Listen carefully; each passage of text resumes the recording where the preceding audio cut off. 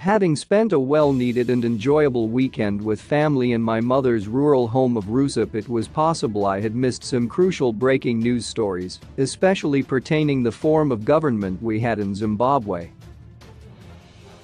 Had there been some major changes from the parliamentary democracy that we had known since independence from colonial rule in 1980 to a chiefdom of one form or another?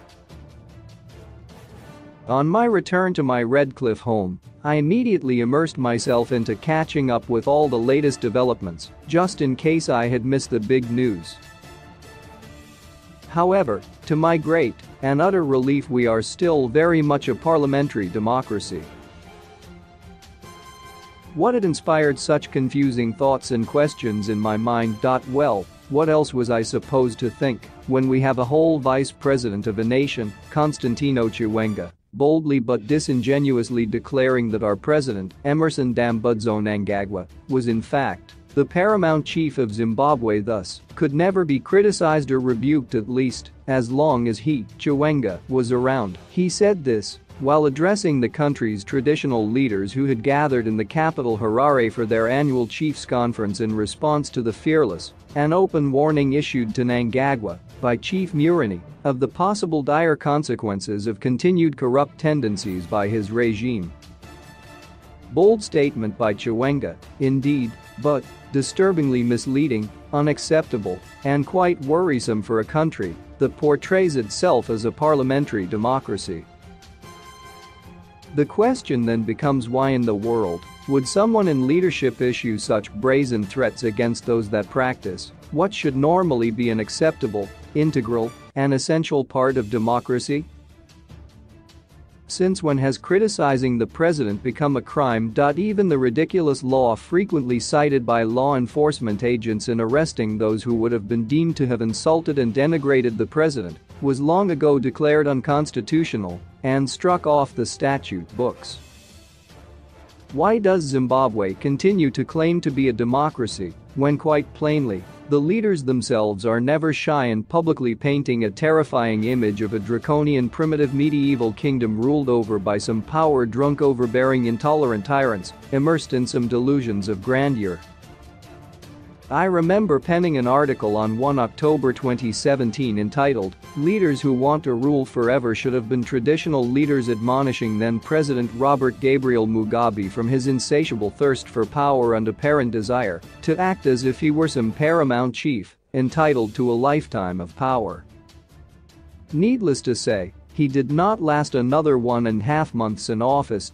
Yet, today, we still find the same as absolutely nothing has changed under the military coup-created new dispensation, whereby we continue to witness a politically schizophrenic regime, uncertain over who they really are.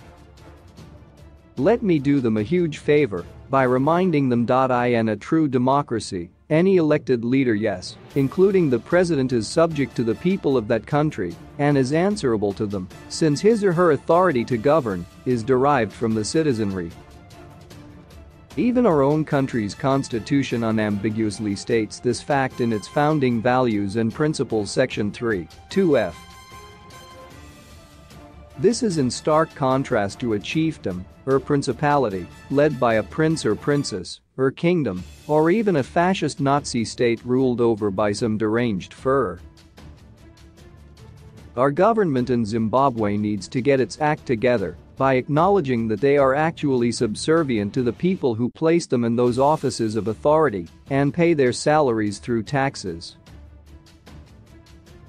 The term servant leadership and listening president should never be some high-sounding nothingness, as if serving and listening to the people were some type of favor by a kind and loving president,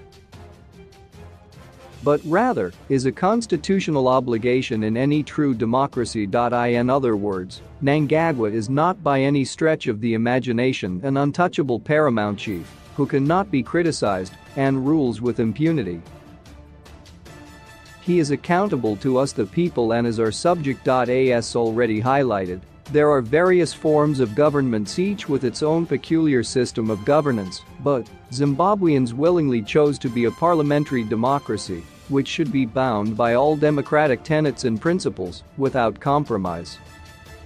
If we truly want to do away to what may be perceived as Western forms of governance, then we actually have no need for Mnangagwa and his crew, since even his position is of Western origins. And we can revert to being ruled over by our traditional leaders, chosen through our own customary processes. As a matter of fact, during my weekend visit to my mother's rural home, I had the humbling privilege of meeting the chief whom I even knelt before, as a sign of my endearing respect and honor of his esteemed office. This I would never do before a president of a democracy, as this office is of subservience to the people, as opposed to that of traditional leaders. These assertions are in no way targeted personally against Mnangagwa, no, not at all, but apply to any president of a country that calls itself a democracy. Be it the United States' Joe Biden, South Africa's Cyril Ramaphosa, or Zambia's Hakainde Hichilema. Indeed, I respect every person on this planet, my superior or subordinate, elder or junior, and that includes the president of our nation, but there is a world of difference between respecting and revering someone. For as long as we are still a republic, governed by a parliamentary democracy with a president and other arms of government, executive, judiciary, and legislature, Mnangagwa can be freely criticized by whomsoever wishes, as that is what democracy entails.